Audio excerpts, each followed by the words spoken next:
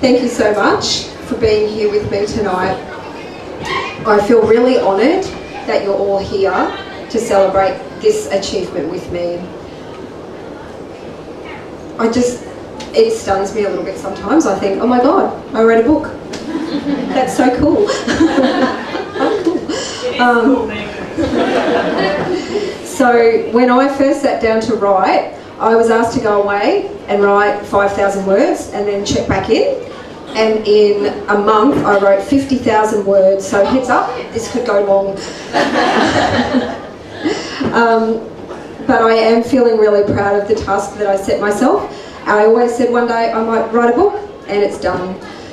And I'm also really proud to be raising money for Restoring Hope. And just so everybody's aware, we've raised over $1,000 tonight. So that is amazing, and that is all thanks to you guys for being here and supporting me, and for the intense week that I've had putting this together.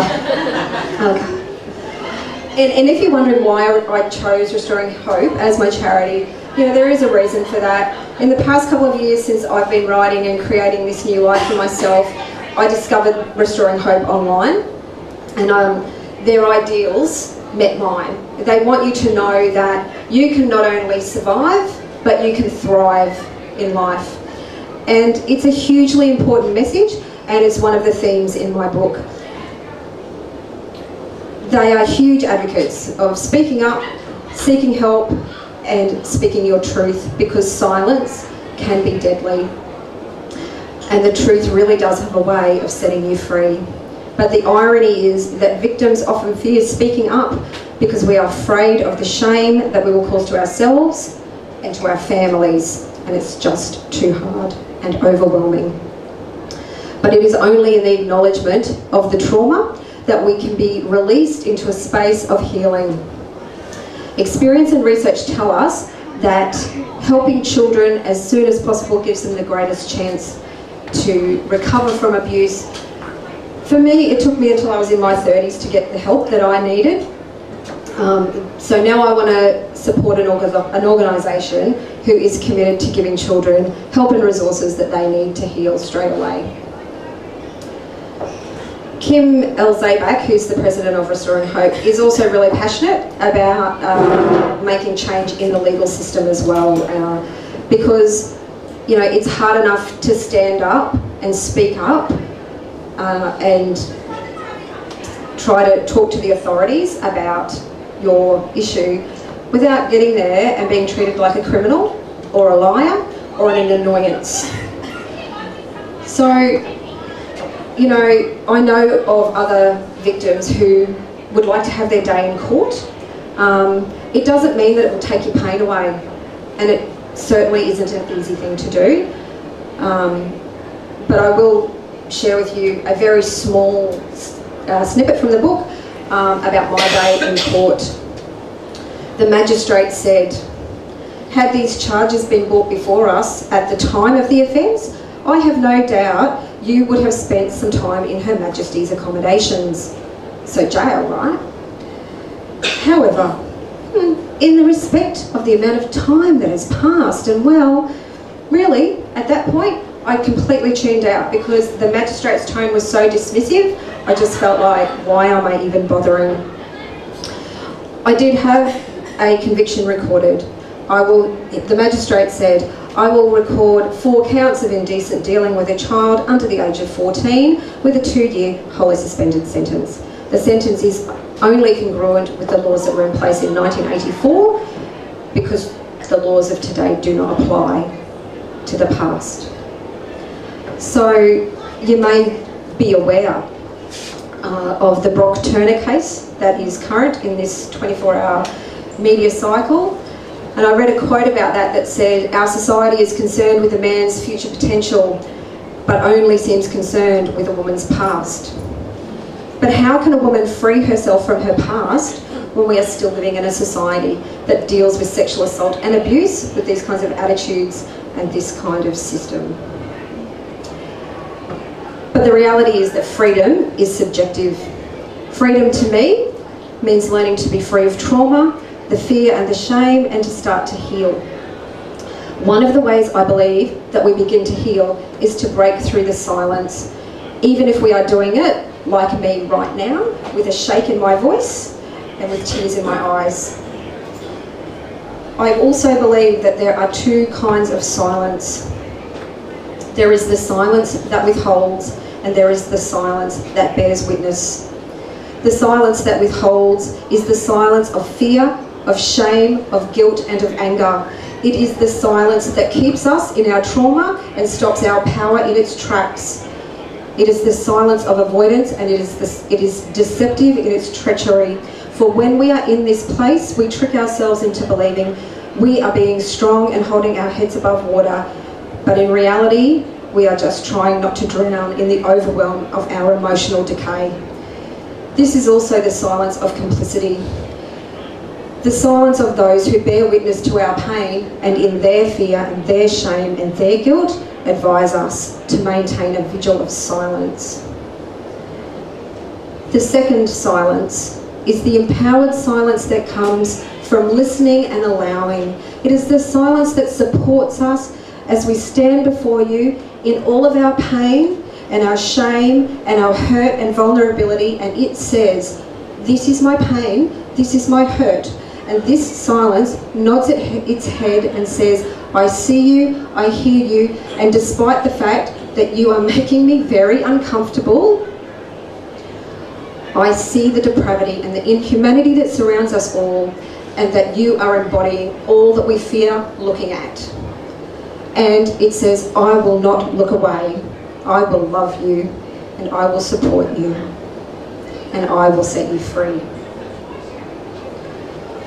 People often tell me that I'm brave.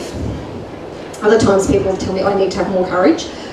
From the time I was an adult who spoke up, people have been admiring me and what I did. Often though, I would hear, I could never do that.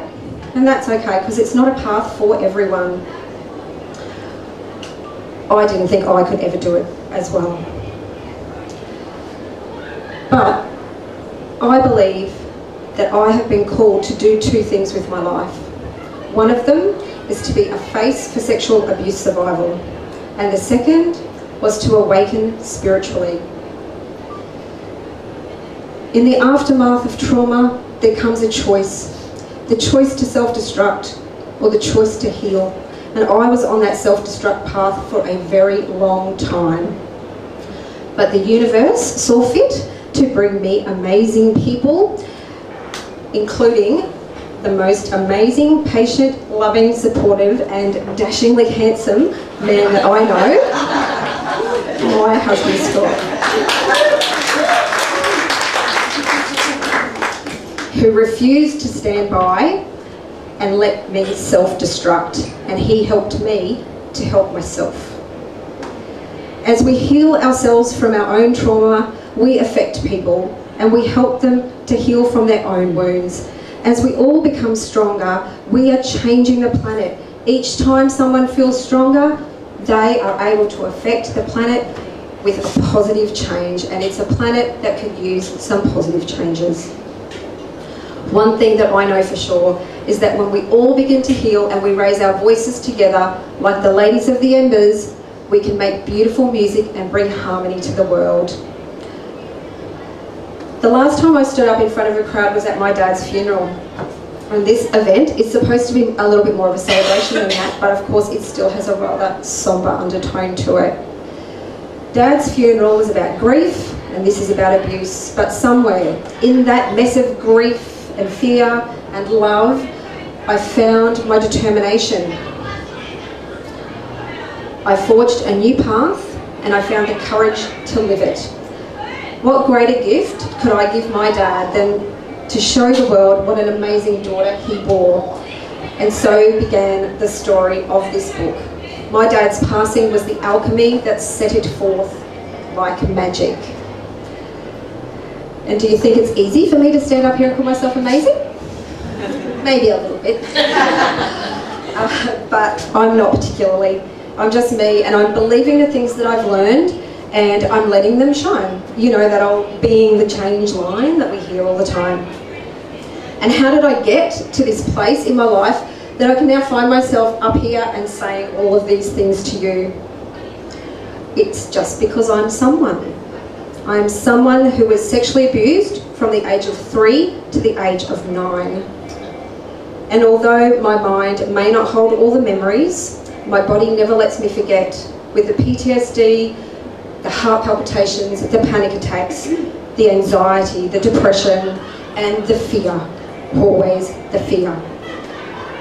But along with those things, I'm also someone who's fortunate enough to have received an absolute blessing in that form of that spiritual awakening that I had. In my early 20s, I experienced a spontaneous out-of-body experience and connected to the universe. In that moment, I remembered myself as a spiritual being, and I remembered who I was as that being, and I remembered who we are as human beings. That experience transformed me, and slowly the little lost girl that I was grew to this far more peaceful version that stands before you today. And it was not an easy path, and it took a huge commitment to spirituality and turned me into one hell of a meditation advocate.